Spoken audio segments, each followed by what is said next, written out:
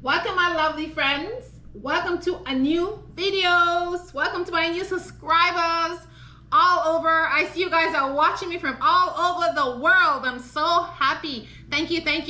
I really appreciate you guys. Don't forget to like and subscribe. Like the video, okay? Let's get right into the video. Today we're talking about mangoes. Look on my counter here. I have all these beautiful mangoes on my counter here, and they're not ripe. They look ripe, but they're not ripe at all. They're pretty hard. So these kind of mangoes, when they're not ripe, they're not sweet at all. So let me show you guys how to ripen these mangoes and get them to be nice and sweet so you can enjoy them.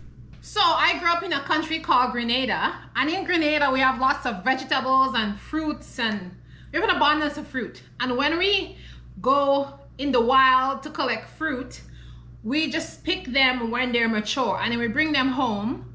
Like for example, if we don't grow those fruits on our land, and we ripen them.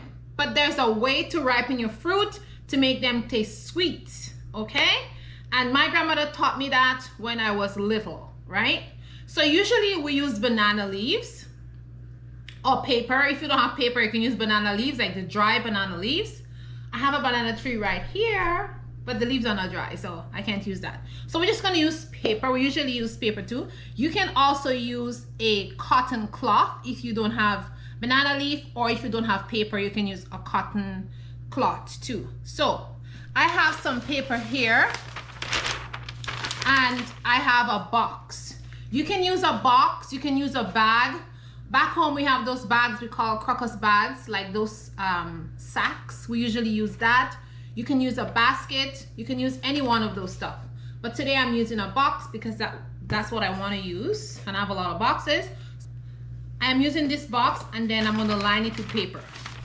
So you want to line the box with paper.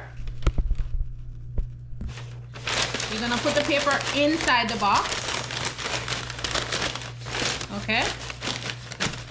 Then you want to put whatever fruit inside the box on top of the paper, and just lay them out nicely in there. Okay, let's move that over. So this bottom part is full. Then you're going to want to get some more paper and make a second layer. You're going to put this paper over this one, and you're gonna make a layer like this.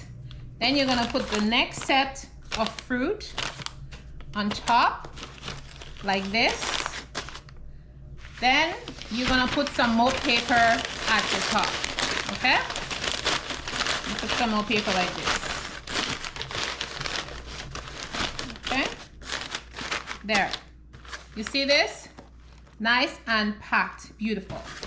And you can put a next layer of paper at the just an extra layer at the top like this. All right, then you want to take this box and you just want to put it somewhere. You can put it in a cupboard, just put it out of the way.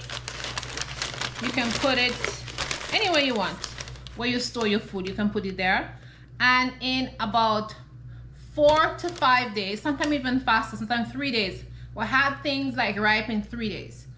You will have your mangoes ripen equally, and they'll be very, very sweet. Now what happens is, because the mangoes or whatever fruit is inside here and it is compact together, it's gonna ripe, and all the enzymes that is inside are gonna be inside the box, right? Everything is gonna stay there.